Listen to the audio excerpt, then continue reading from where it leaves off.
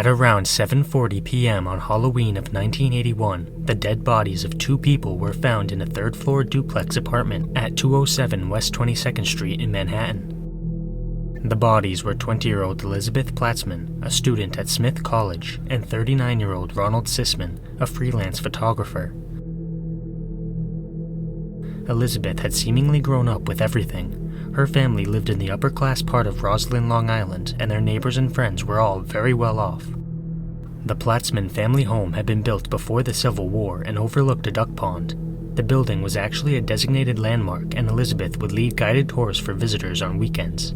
She was described as gentle and sweet by the neighbors. Elizabeth attended Friends Academy, a private school that promised to churn out professionals. Elizabeth was an outstanding student, and her friends and teachers described her as sensitive and kind. She had graduated in 1979 and enrolled as an honors student at Smith College in Northampton, Massachusetts. Ronald Sisman's story is a little different. His neighbors stated that they were suspicious he was selling cocaine to a steady clientele. According to them, Ronald's murder could have been drug-related. Ronald was licensed to carry a handgun, and his weapon had been stolen from his apartment during the murder. According to Ronald's neighbors, he was friends with a rich producer named Roy Radin, who had secured him a gig photographing an actress named Melanie Haller. In April of 1980, Melanie accused Radin of holding her at gunpoint, forcing her to consume narcotics, and then essaying her. Radin was never charged with SA, but he was fined $1,000 and placed on 3 years of probation for illegal possession of a firearm. Ronald was soon dragged into the scandal when Melanie accused him of being the one who had drugged her. Ronald claimed that he had simply been trying to calm Melanie down with a tranquilizer, but she had become hysterical. Elizabeth and Ronald had met several weeks prior to the double murder. Elizabeth's cousin Hillary Schuyler had introduced them. Schuyler's husband, Stuart, was a partner in both of Ronald's photography studios. Elizabeth had visited Ronald several times in the weeks leading up to their murder. The owner of the apartment building stated that Ronald was a secretive person who stayed up late at night, and there was a lot of traffic in and out of his apartment all night. The two victims had been viciously beaten and then shot in the back of the head at close range, execution style. There were blood spatters on the walls, and the apartment had also been ransacked. The furnishings had been torn apart as if the killers had been looking for something. They had also removed all forms of identification from the bodies in an attempt to obscure the case. There were no signs of forced entry, which suggested that Ronald had known his killers and willingly let them inside. The police speculated that the motive behind the killings was robbery and that Elizabeth had simply been in the wrong place at the wrong time. However, a different theory soon cropped up in the case. A prison informant told the police that David Berkowitz, an infamous serial killer known as the Son of Sam, had told him about the murder before it actually happened. Berkowitz allegedly claimed that the murders would be carried out by his satanic cult. Furthermore, he provided a motive. According to Berkowitz, Ronald had recorded the final Son of Sam murder, the slaying of Stacy Moskowitz. The cult had been looking for the snuff film when they ransacked Ronald's apartment. Beyond the prison informant's account, Berkowitz never shared any detailed information about the murders. To this day, the double homicide of Elizabeth Platzman and Ronald Sisman is unsolved. Hopefully this will change in time, but until then, it remains a chilling Halloween mystery.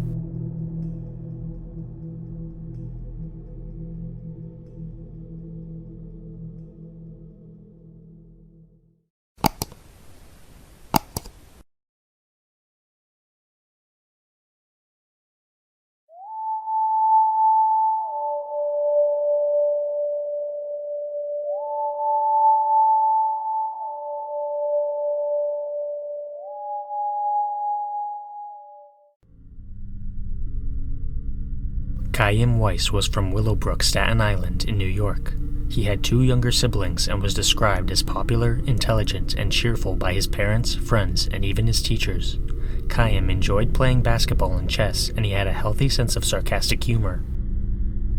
The Weiss family was Jewish, and Chaim attended an all-boys yeshiva high school. The school was a significant distance from the Weiss family home, which meant that Chaim had to live on campus in a dorm. However, his mother, Pessie, was relieved by the school's location. Some of Chaim's friends had chosen schools in different cities across the country, so at least her oldest had stayed in New York. Chaim was one of only 2 students who did not have a roommate. Halloween of 1986 was a Friday, and it was only 2 weeks before Chaim's 16th birthday. The students at the yeshiva school were not permitted to participate in Halloween activities due to the school's religious affiliations, but the students would often receive some harassment from the surrounding community because they dressed differently. Despite this, Halloween of 1986 seemed to be going smoothly without any notable incidents. An additional security guard had been hired to escort the students between school buildings that day, which provided an extra layer of comfort for everyone.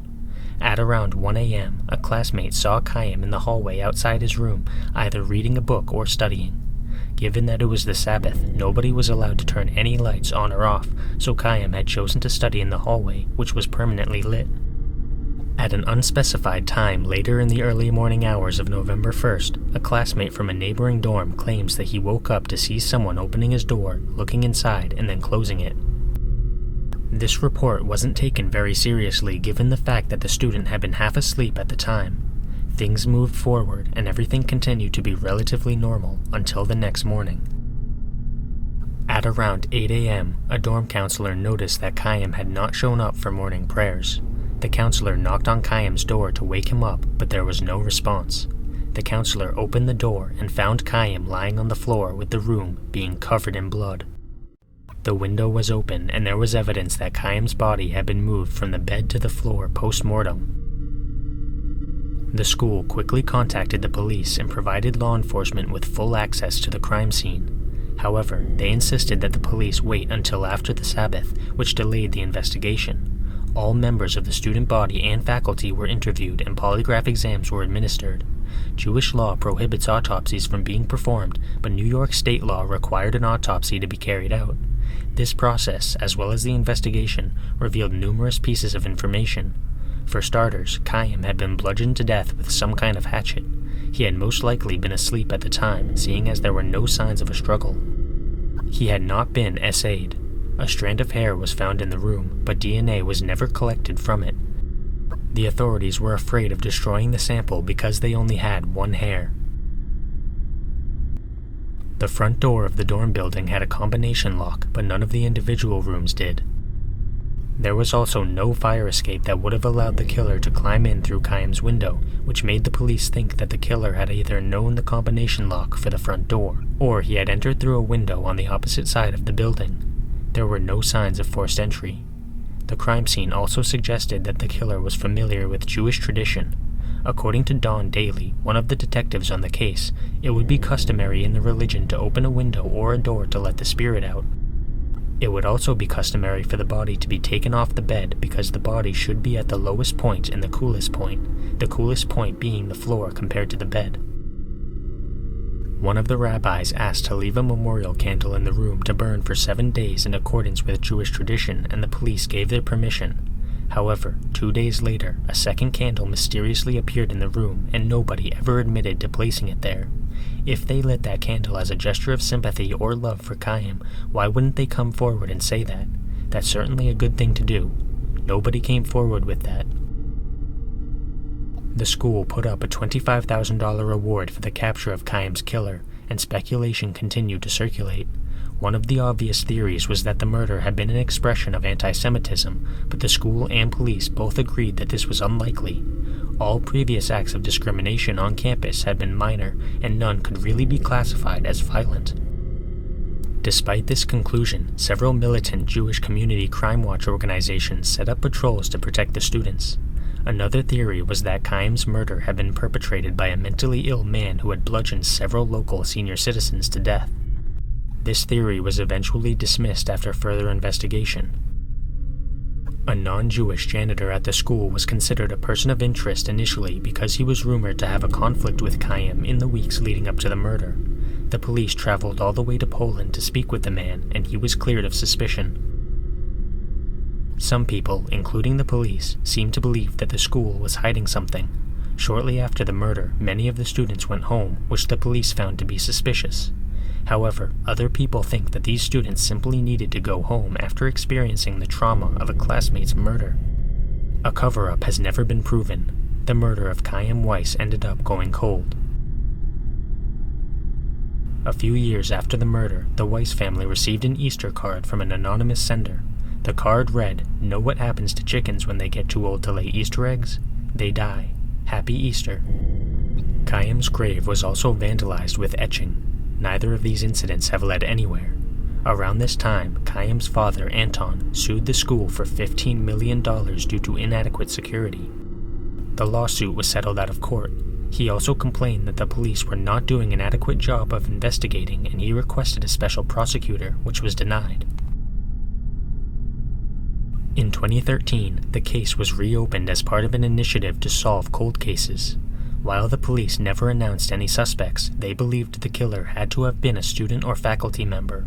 The FBI's profile of the killer indicated that he was most likely of a similar age to the victim. The authorities asked former students and staff to come forward with any information they might have, and Anton begged his son's classmates to provide something to the police. The renewed investigation revealed that the summer before Chaim's murder, he had called home from an overnight camp crying. He refused to tell Anton what the problem was, and shortly after the camp ended, Chaim traveled to Europe to visit his grandparents. While Chaim was away, Anton received a phone call from Rabbi Avram Cooper, a school principal and Chaim's future 11th grade teacher. Cooper wanted to know when Chaim would be coming back from his trip, and Anton said that he would be back in a week. 1 week later, Cooper called again. This time, Anton and Pessi drove Chaim to Cooper's house in Brooklyn, where Chaim went inside without his parents. He came back outside 10 minutes later looking upset, but he refused to explain the situation to his parents. Anton regretted not pushing harder for more information. Furthermore, when Anton sued the school, Cooper approached him and asked whether or not he could think of anything the Weiss family had done to cause the murder. Anton was shocked and understandably offended by the question. When a news crew tried to interview Cooper about this and the incident with Chaim, he declined to comment. The case wound up going cold once again. Many of the students and school administration still believe the killer was the janitor to this day. According to them, Chaim had reported him for something, which led to him getting fired. The police do not agree that the janitor was guilty. The police seem to believe that the killer was a member of the student body or school administration. Despite this, no suspects have ever been named. Many people believe that a student or dorm counselor is the most likely perpetrator. A teacher would come under heavy suspicion if they were seen in the dorm building, but a fellow student or counselor would blend in. For a teacher to kill Chaim, it would have made more sense to lure him out of the dorm into a more secluded area. A student or counselor would have fewer options. Counterarguments to this theory include the murder weapon and the single room that Chaim had. The murder weapon was never found, which suggests that the killer did not live on campus. As for the victim having his own room to himself, only the faculty could have arranged that living situation. It could have been a coincidence, but some people seem to think that someone placed Chaim in an individual room in order to get him alone. The motive behind Chaim's murder also remains a mystery. Some people have posited that he may have been clashing with fellow students over a girl, but this seems extremely unlikely. Not only was the school an all-boys school, but the students also came from all over the tri-state area, meaning that they probably didn't know the same girls from back home. Other people have speculated that Chaim was a bully, or maybe that he was on the receiving end of bullying, but neither of these possibilities have ever been substantiated. Many people have therefore settled on the theory that there was some kind of sexual abuse taking place at the school. Anton's account of Chaim's experiences with Cooper are concerning, and it certainly wouldn't be the first time a religious institution was involved in the sexual abuse of children. However, there is no concrete evidence of this happening. Furthermore, the fact that Cooper was able to get Chaim alone in his house suggests that he was not the killer. Why would somebody with that ability choose to murder Chaim in a dorm with numerous potential witnesses? At the end of the day, Chaim Weiss's murder remains unsolved. Hopefully this will change soon, and justice will be served.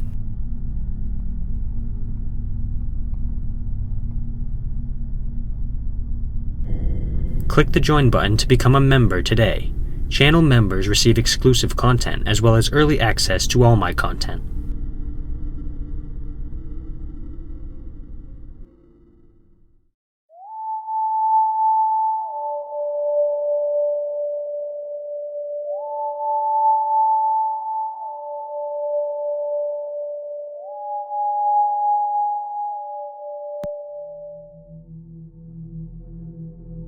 Sometime shortly after Halloween of 1979, a dead body was found face down in a culvert beside Interstate 35 in Georgetown, Texas. The body belonged to a young female, and the authorities discovered that she had been SA'd. The cause of death was strangulation. Her body had been dragged through a grassy field and then dropped from an overpass after the murder. The police initially suspected that there was a connection between this murder and several other murders that had occurred along the same highway. The victim had unshaven legs with a lot of insect bites, long toenails, painted fingernails, a hairline scar under her chin, and earlobes that were simply described as unique. She had never broken any bones during her life, but she had suffered from gonorrhea. A silver ring was found on her hand and her ears were pierced. Despite all of this information, the victim's name was unknown. She became known as Orange Socks because the only clothing her body contained was a pair of orange socks. At the crime scene, police found a towel that was most likely used as a sanitary napkin. They also found a matchbook with the name of a hotel in Oklahoma, which they searched for any further evidence. Unfortunately, their search was unsuccessful. A woman called the police after the case was featured on television, and she reported having seen a woman matching the victim's description hitchhiking in Texas. This tip, along with the woman's appearance and medical condition, resulted in the police speculating that she had been a runaway. In 1982, a suspected serial killer named Henry Lee Lucas confessed to the murder of Orange Socks during an interview. According to Lucas, he met Orange Socks in Oklahoma, where they hooked up. Afterwards, while he was driving, he asked her for another round, and she attempted to leave the car, which prompted Lucas to murder her and then violate her corpse. Lucas told the authorities that the victim's name was either Joni or Judy. He was transported to the crime scene to reenact the murder. Lucas was convicted of the murder of Orange Socks and was sentenced to death. However, many people do not believe that Lucas was actually responsible for the murder. He contradicted himself numerous times during his confession, and his defense team even stated that he had been shown crime scene photos before the interview, meaning that he knew what to say beforehand.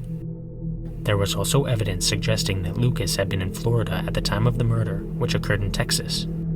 It was estimated that he would have had to drive at an average of 70 miles per hour without stopping at all in order to make the scenario work, which seems highly unlikely. George W. Bush, who was the governor of Texas at the time, commuted the death sentence to life in prison because he started to doubt the truth of Lucas's confession. In total, Lucas confessed to 3,000 murders, which casts even more doubt on this confession. Henry Lee Lucas died in prison from heart problems on March 12th of 2001. That same year, a missing woman's photograph surfaced in the media, and the woman resembled Orange Socks. However, their DNA did not match. There was also speculation that Orange Socks could have been Martha Morrison, a woman who disappeared in the 1970s with her abusive boyfriend. In 2015, Martha's remains were identified in Washington state, and this theory fell apart as well. In 2018, law enforcement announced that they were testing the victim's ring and socks, but nothing came of these efforts. In 2019, they announced that DNA samples had been collected from the victim's socks, and these samples had come from at least 2 men. This also led nowhere. In August of 2019, the DNA Doe Project finally identified Orange Socks as Deborah Jackson. A revised sketch had caught the attention of Deborah's sister. She then submitted a DNA sample, and the results confirmed that she was related to the victim. Deborah had worked at the Ramada Inn in Amarillo, Texas, and an assisted living facility in Osier, Texas in 1978. She is also believed to have worked at a real estate company in 1979. Other than that, not much is known for certain about Deborah's life. Although this case is technically labeled as solved, I included it in this video because I highly doubt that Lucas was actually Deborah's killer. Based on all the available information, it seems most likely that he provided a false confession. Hopefully the full truth can come to light someday.